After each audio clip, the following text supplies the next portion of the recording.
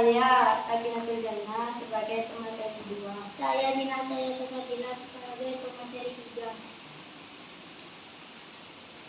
3. Bab 1. Pendahuluan. A. Latar belakang. Pencemaran air yang terus meningkat telah menurunkan kualitas air di seluruh dunia. Pencemaran air disebabkan oleh jumlah manusia dan kegiatan manusia yang beragam. Pencemaran yang mengakibatkan penurunan kualitas air dapat berasal dari limbah terpusat, seperti limbah industri, limbah usaha peternakan, perhotelan, rumah sakit, dan limbah tersebar. Sedangkan non-point surface seperti limbah pertanian, perkebunan, dan domestik dalam perusahaan atau industri yang besar. Masalah penanggulangan air limbah dapat diatasi karena memiliki modal yang lebih. Namun akan berbeda dengan industri yang skalanya masih kecil atau menengah. Mereka belum mampu untuk mengatasi masalah air limbah. Air merupakan komponen lingkungan yang penting bagi kehidupan. Makhluk hidup di muka bumi ini tak dapat terlepas dari kebutuhan akan air. Air merupakan kebutuhan utama bagi proses kehidupan di bumi. Sehingga tidak ada kehidupan seandainya di bumi ini tidak ada air. Namun demikian, air dapat menjadi malapetaka bila mana tidak tersedia dalam kondisi yang benar, baik kualitas maupun kuantitasnya. Air yang relatif bersih sangat didambakan oleh manusia, baik untuk keperluan hidup sehari-hari, untuk keperluan industri, untuk kebersihan, sanitasi kota, maupun untuk keperluan pertanian dan lain sebagainya. Menurut Zulkifli, apabila air limbah yang mengandung bahan pencemar langsung dialirkan ke danau, badan air, sungai, dan telaga tanpa diolah terlebih dahulu, maka air limbah dapat menyebabkan air tidak dapat konsumsi secara layak oleh manusia, gangguan terhadap kesehatan, dan mengakibatkan kematian kehidupan air yang ada di dalamnya. Maka dari itu perlu adanya pengolahan limbah terlebih dahulu agar tidak terjadi pencemaran. B. Rumusan masalah. Apa yang dimaksud pencemaran air? 2. Apa yang dimaksud penyebab pencemaran air? 3. Apa yang dimaksud komponen pencemaran air? 4. Apa yang dimaksud dampak pencemaran air? C. Tujuan masalah. 1. Mengetahui penjelasan tentang pencemaran air. 2. Mengetahui penjelasan penyebab pencemaran air. 3. Mengetahui penjelasan komponen pencemaran air.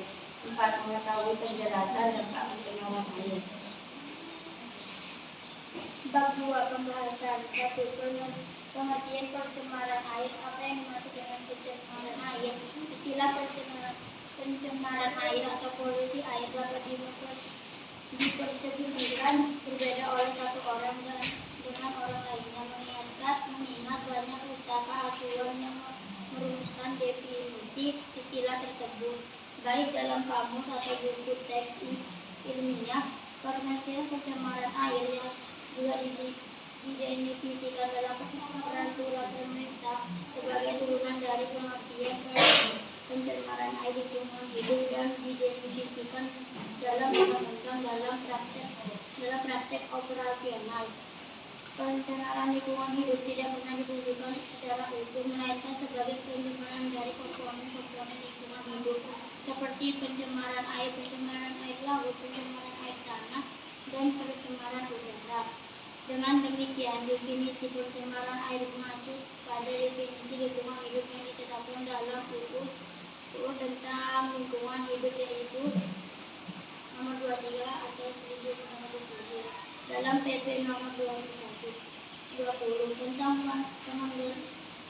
pengendalian pencemaran air. Pencemaran air didefinisikan sebagai pencemaran air adalah maksudnya makhluk hidup dan energi atau komponen air ke dalam air oleh kegiatan manusia, sehingga kualitas air turun sampai ke tingkat tertentu yang menyebabkan air tidak berfungsi lagi sesuai dengan peruntukan pasal 1. 2. Penyebab pencemaran air. Berdasarkan definisi pencemaran air, penyebab terjadinya pencemaran dapat berupa masukan makhluk hidup, zat, energi atau komponen lain ke dalam air, sehingga menyebabkan kualitas air tercemar. Maksudnya tersebut sering disebut dengan istilah unsur pencemar, yang pada prakteknya masukan tersebut berupa buangan yang bersifat rutin. Misalnya buangan limbah cair, aspek, pelaku atau penyebab dapat yang disebabkan oleh alam atau oleh manusia. Pencemaran yang disebabkan oleh alam tidak dapat berimplikasi hukum, tetapi pemerintah tetap harus menangani pencemaran tersebut. Sedangkan aspek akibat dapat dilihat berdasarkan penurunan kualitas air sampai ke tingkat tertentu. Pengertian tingkat tertentu dalam definisi tersebut adalah tingkat kualitas air yang menjadi batas antara tingkat tak cemar atau tingkat kualitas air belum sampai batas, dan tingkat cemar, kualitas air yang telah sampai ke batas atau melewati batas. 3. Komponen pencemaran air. Kini hampir 10 juta zat kimia telah dikenal manusia dan hampir 100.000 zat kimia telah digunakan secara komersial. Kebanyakan sisa zat kimia tersebut dibuang ke badan air atau air tanah. Sebagai contoh adalah pestisida yang biasanya digunakan di pertanian, industri atau rumah tangga, detergen yang biasanya digunakan di rumah tangga, atau PCBs yang biasa digunakan pada alat-alat elektronik. Erat kaitannya dengan masalah indikator pencemaran air. Ternyata komponen pencemaran air turut menentukan bagaimana indikator tersebut terjadi. Komponen pencemaran air yang berasal dari industri, rumah tangga, dan pertanian dapat dikelompokkan sebagai bahan pembuangan. 1. Padat, 2. Organik dan olahan bahan makanan, 3. Organik, 4. Cairan berminyak, 5. Berupa panas, 6. Zat kimia.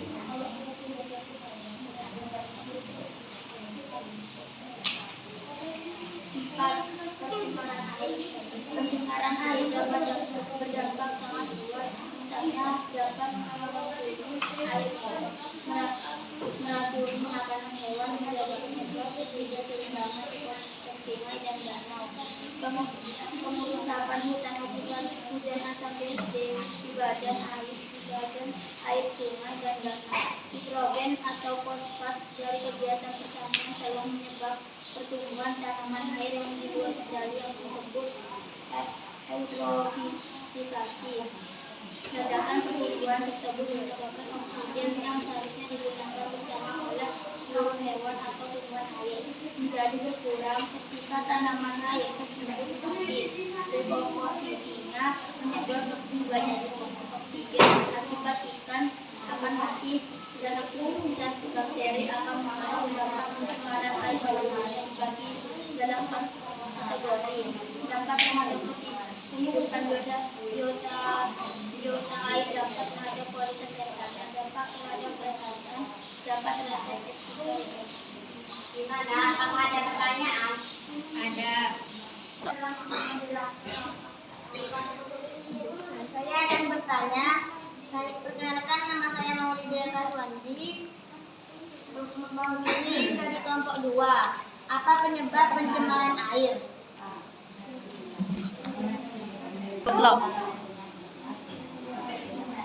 Apakah ada pertanyaan lagi dari kelompok lain? Perkenalkan, nama saya Siti Mega Istiana. Saya dari kelompok 5 ingin bertanya, apa dampak pencemaran air? Kami akan menjawab pertanyaan dari kelompok 2. Saya silakan kepada pemateri.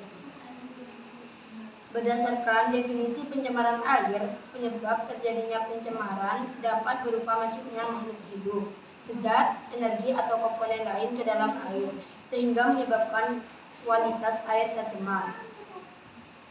Baik, pertanyaan apakah bisa diterima? Bisa.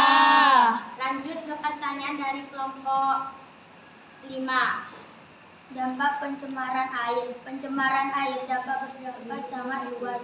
Misalnya dapat meracuni air minum, meracuni makanan hewan, menjadi penyebab ketidakseimbangan ekosistem sungai dan danau, pengerusakan hutan akibat hujan asam listrik.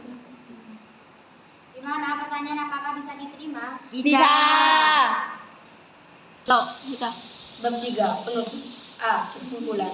Pencemaran air dapat berdampak pada kesehatan, keselamatan, dan akhirnya berakibat pada pembangunan ekonomi. Bencana krisis air dapat merupakan ancaman bagi keberlangsungan generasi yang akan datang. B. Saran dari kami, sebaiknya kita mencegah pencemaran air dengan melakukan pengolahan limbah dengan benar. 2. Menggunakan bahan-bahan ramah lingkungan. 3. Tidak membuang sampah di sungai atau sumber air lainnya. 4. Rutin melakukan upaya pembersihan sumber air. 5. Menanam pohon di setiap lahan yang tersedia. Cukup sekian presentasi dari kami. Wassalamualaikum warahmatullahi wabarakatuh. Waalaikumsalam warahmatullahi wabarakatuh.